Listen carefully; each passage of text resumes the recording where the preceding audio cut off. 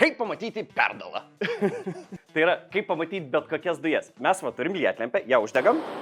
Matom, bet jeigu tą pačią lietlempę tik tai leisim dujas, bet jų neuždegsim, jos nėra matomos. Bet jos tikrai leidžiasi, girdisi. Tai mums, kad šitas dujas pamatytumėm, reikia tokios gana paprastos optinės sistemos. Lempa, lęšis, kamera.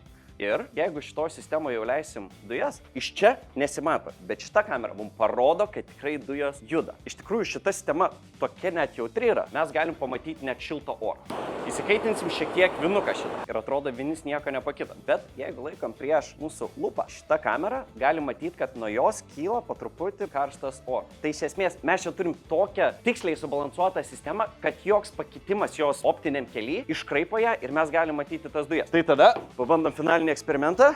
1, 2, 3. Pažiūrėjom ar galas.